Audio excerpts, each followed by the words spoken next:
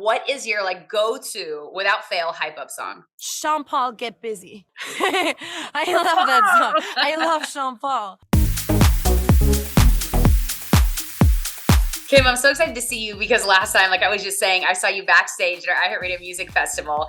And what was so cool about this is you were about to hit the stage for the very first time to perform Unholy with Sam Smith. We're backstage with Kim Petras. Kim, you were taking the stage tonight with Sam Smith. How are you feeling for the performance? So excited. I love Sam, and it's been such a blast performing the song. I'm really excited. Take me back to that moment. A lot has happened since, but let's go back to that experience on stage. What was that like for you? Oh my God, it was so much fun. I mean, it was a huge venue and so many people. It was crazy. And I mean, the song is so special to me, and like performing with Sam is always the most fun, and I get to kind of just come in for my part and party with Sam. So it's like the best time, and never forget the first performance of a song. It's always like so special. So I loved it. And now a huge congratulations are in order. You're a Grammy nominated artist, Yay! Nominated for Best Pop Duo Group Performance for Unholy with Sam Smith. What went through your mind when you got that call, and who was the first person you called after?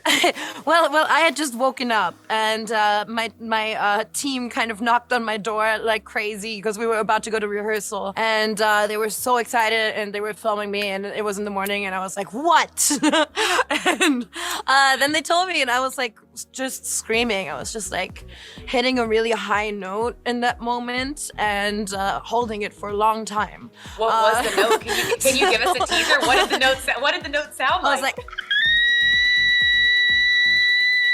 that's my way of getting out excitement. So I did that. Just singing. Yeah, and then I talked to my manager and my entire team and everyone at Republic, and yeah, it was kind of like I mean, I'm still kind of in disbelief because it's such a thing that like I just didn't think would happen, and you know, it just feels so like it's like luck, you know. So yeah, it just kind of was the perfect moment to share it with Sam. We were having so much fun making it, so having it come out of just pure passion for music and art and songwriting, and then getting nominated for it, it's amazing. And what's also so incredible, Kim, is that it's history making. You're the first openly trans woman nominee in the category. What does that nomination mean for you in that sense? I mean, that's incredible. I mean, growing up, I was definitely like, I wonder if I can do, you know, a lot of the things that like my idols do, like if I can or can't do them because I'm trans. You know, is that gonna limit me from how far I can go and how many people I appeal to and stuff like that? Like that stuff definitely like ran through my head. So it's just cool to have kind of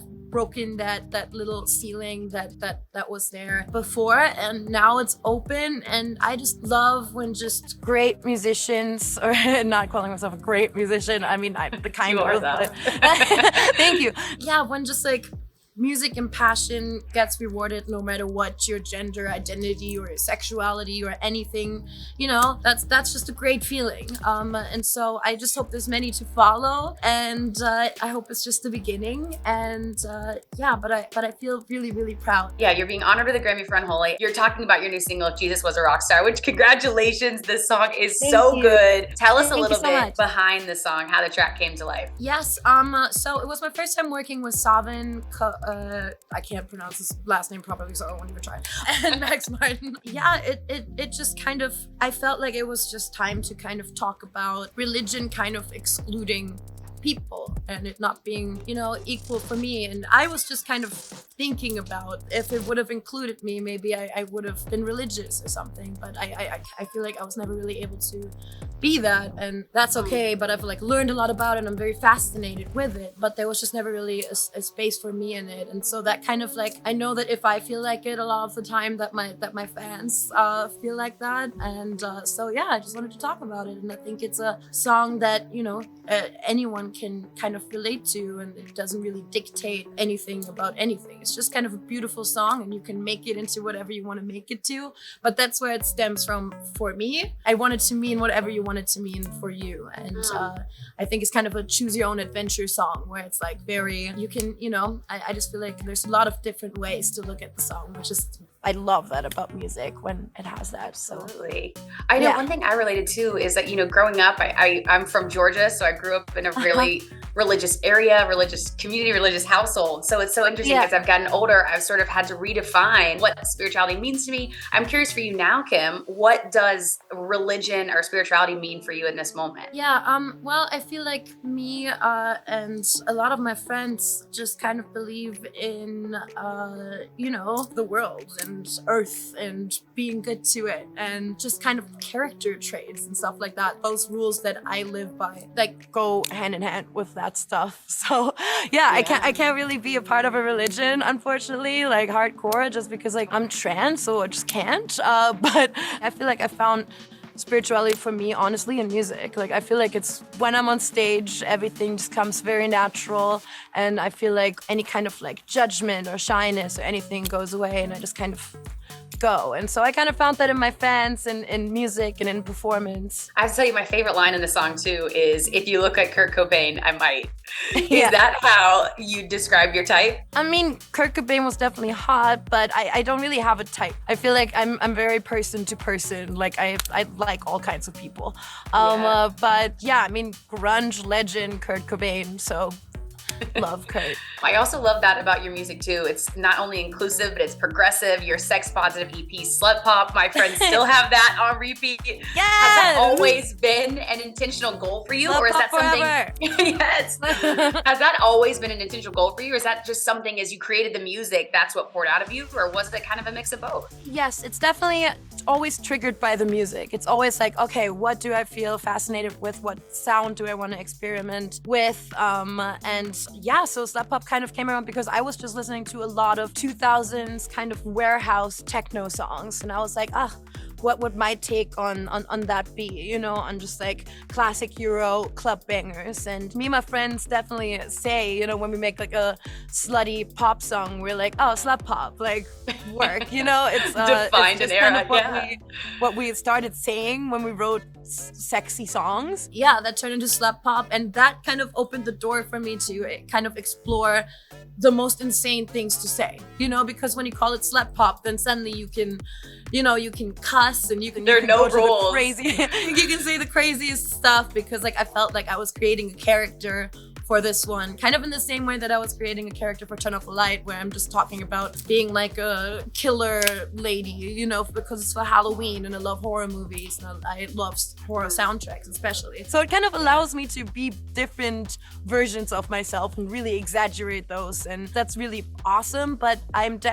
feel like If Jesus Was a Rockstar and this new album is for the first time, like there isn't a character and it's just me, which is really interesting but really exciting too, and I feel like I just want to say a little more than I have in the past. For this new album, what themes are you exploring? Can you give us any hints, any teasers about what we can expect? I'm super into Greek mythology at this moment.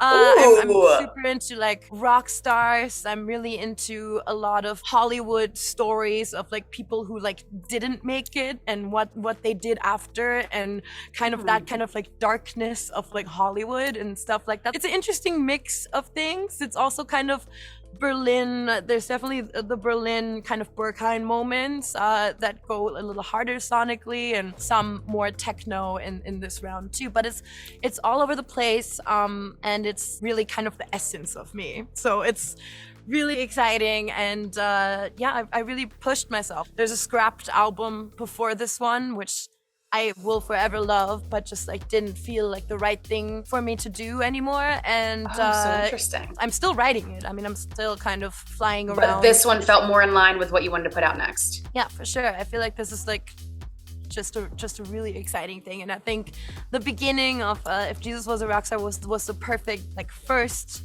look at it. But I think people are going to be very surprised by it, which I love. I always want to do stuff that people don't expect from me, just because all my favorite artists have. Well, Kim, we cannot wait to hear it. Last question before we let you go is, I've told you this before, but my number one go-to hype up song has always been Malibu. I put it on if I'm going on a date, if I'm getting ready. I think it's my like most like streamed song ever. I'm not kidding, I love it. So I'm curious for you, what is your like go-to without fail hype up song? Sean Paul, Get Busy.